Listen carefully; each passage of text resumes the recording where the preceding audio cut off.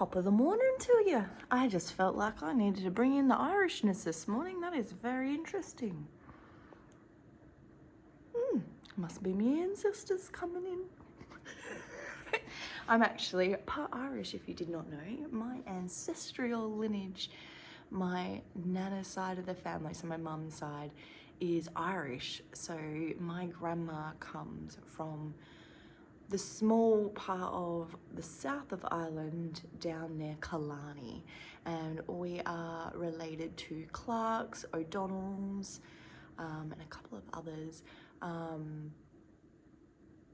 Yeah, maybe that's just my grandma coming through. She was a very, very small Irish lady. Always interesting the way we start the days, right? We are day 98, I believe, of 365 days of daily and morning rituals with me, Karla Maree. We have our family waking, so you can hear all the water and things as they're showering. I'm down in the lounge room. We've got the sun rising behind us. It's still a little fresh, so I do have my dressing down part on. But let's begin our morning the same way we've been beginning every other morning, with our book of Luminous Humanness. Hey Google, what is today's date? I believe it's the 1st today, May. Okay, I know that nothing but good can move me from, let me read this again, because there's no, you can see really nice light because I've got the lights on behind, but it's quite dark from this angle and I can't read without glasses and I've lost them. Tragedy, right? Okay, May. I know that nothing but good can move from me and nothing but good can return. It is my inward desire that everything I touch, every person I think of, shall be blessed and helped. It is my affirmation prayer, which I completely accept, that even as I pass people in the street, some silent influence of good shall reach from me to them. Oh, I love that. I get goosies. That's what we do with our protection bubble, remember? When we put it outwardly, we actually ask for that those that are around us are affected by our good energy. And the Luminous Humanness book is just that reminder today. So that's just for the month of May. So let's read what May 1st is all about. Celebrate the mother. Today, celebrate not only your mother, but also the mothering aspect of you. Whether you are a woman or a man, a mother or not, or whether you are reading this on Mother's Day, acknowledge the mother, Gaia, the feminine principle of life, the nurturing life, giving energy, always generously bestowing love, grace and healing from her endless bounty. See yourself through her eyes as she holds you in her infinite embrace. Allow yourself to feel how deeply cherished you are. I drop into the mother's unconditional love that feels and fortifies the body and mind well. This is actually something a friend of mine and I used to talk about quite often when I was stepping into this journey. I really struggled with connecting to energy that I couldn't see.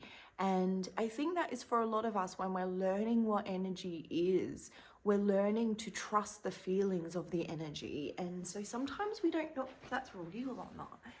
And I always find that very fascinating. And it just reminds me of my friend and the conversations that we would have. And one of the things, I'm pretty sure she still does this, when she refers to Mother Earth, she calls her mum. That's how she has developed her relationship in a deeper way. She looks at Mother Earth as her mum energy. And then for Spirit and the Sun, she looks at that as Father. So when she's speaking to God and things, she will call him Dad.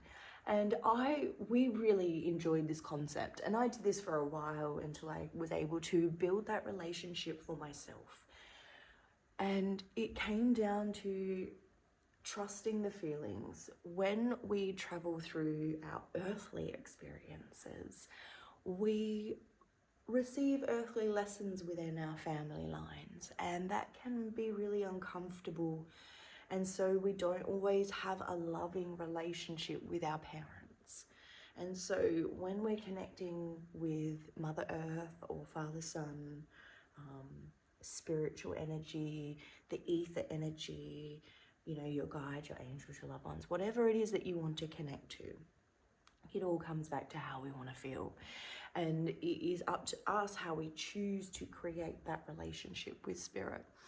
Now, we have free will. It is a part of the earthly lessons. If you join the self-love community on school, there's actually a free self-love course on that lesson, on learning and understanding the principles of free will and action and all of those things. So that is it's in the free section of school. It's a free course. But free will is something that we over time have been indoctrinated not to look at, not to walk with. And so we shy away from the things that we want and need because of that. And so it's just this beautiful reminder to come back to all of the things. Good morning, Josiah. You can come down. I'm just recording. They can't see you. So whatever relationship it is that you build with yourself, with spirit, make sure that you trust it.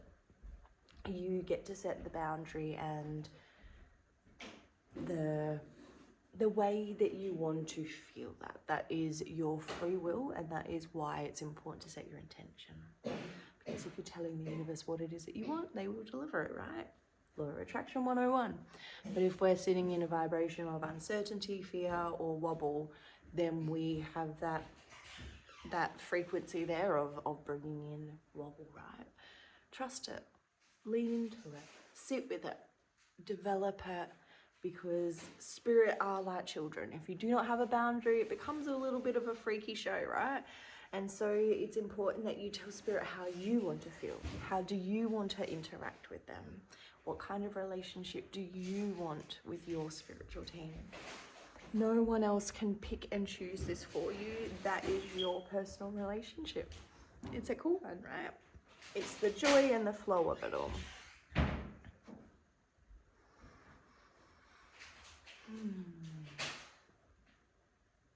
It's Friday here.